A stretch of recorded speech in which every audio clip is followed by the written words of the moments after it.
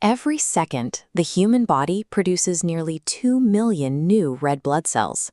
This continuous, highly regulated process of forming and maturing these cells inside the red bone marrow is defined as erythropoiesis. The objective of this production cycle is to maintain a steady, efficient flow of oxygen to systemic tissues. Because mature erythrocytes lack a nucleus, they cannot divide or repair themselves. With a lifespan limited to 120 days, the body must maintain this production rate to sustain the blood's oxygen-carrying capacity. The physical site of this production is not static. It migrates through different organs as a human develops. During the first trimester, the mesoblastic stage, initial blood production occurs outside the embryo within the yolk sac. In the second trimester, the process shifts to the hepatic and splenic stage, where the fetal liver and spleen take over primary production. By the third trimester, the process enters the myeloid stage. Production shifts exclusively into the bone marrow. Understanding this migration is clinically significant. If the bone marrow fails in an adult, the liver and spleen may resume blood production to compensate. The lineage begins in the bone marrow with the multipotent hematopoietic stem cell.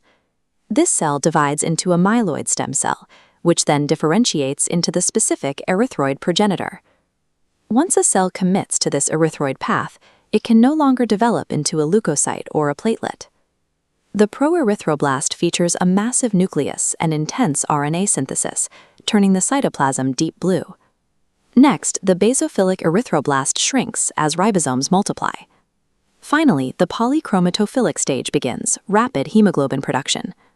This pink hemoglobin mixes with the blue RNA, creating a muddy purple hue. This entire early phase is dedicated to building the ribosomal machinery and the oxygen-carrying payload.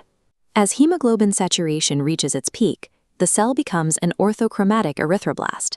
The cytoplasm turns completely pink, reflecting the maximum density of hemoglobin, while the nucleus shrinks and condenses. The cell then ejects the nucleus entirely, a physical expulsion known as pycnosis. This enucleation stops all DNA synthesis, transforming the cell into a reticulocyte. The reticulocyte still contains a faint web of residual ribosomal RNA. Over the next 24 to 48 hours, the cell loses its remaining organelles and adopts the biconcave disc shape of a mature erythrocyte. The loss of the nucleus and organelles allows the cell to maximize its internal volume for oxygen transport. The rate of production in the marrow is governed by systemic triggers. Erythropoiesis operates on demand, driven by systemic hypoxia, such as the low oxygen levels experienced at high altitudes. Peritubulous cells in the kidneys act as the primary sensors for these changes in oxygen tension. When these cells detect a low oxygen state, the kidneys synthesize and release the hormone erythropoietin, or EPO. EPO travels through the bloodstream to the bone marrow. Once in the marrow, it binds to erythroid progenitors to stimulate their survival and proliferation. The kidneys effectively regulate the production rate to match the body's real-time metabolic requirements. Even with hormonal stimulation, the marrow requires specific raw materials to build functional cells. Iron is essential, as it forms the structural center of the heme molecule. Without sufficient iron, hemoglobin assembly stalls. The marrow produces pale, microcytic cells that are less effective at gas exchange. The assembly line also depends on vitamin B12 and folate. These nutrients are essential for DNA replication. When absent, the nucleus fails to divide while the cytoplasm grows. A vitamin B12 deficiency halts DNA replication in early stages. This causes asynchronous maturation, resulting in the massively oversized cells of megaloblastic anemia. These nutritional gaps produce structurally defective cells that fail to meet oxygen transport demands. When this regulatory circuit fails, it leads to one of two clinical extremes.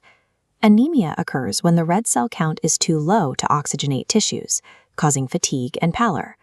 Polycythemia is the opposite.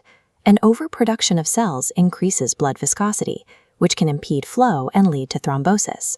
The body balances between these states to avoid tissue starvation on one side and vascular obstruction on the other.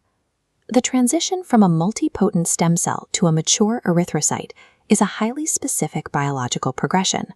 The cell progresses through the Proerythroblast, Basophilic, Polychromophilic, and Orthochromatic stages. After ejecting its nucleus, the reticulocyte enters the circulation and matures into the biconcave erythrocyte. This process systematically removes every unnecessary internal structure to create a cell optimized for a single purpose: oxygen delivery.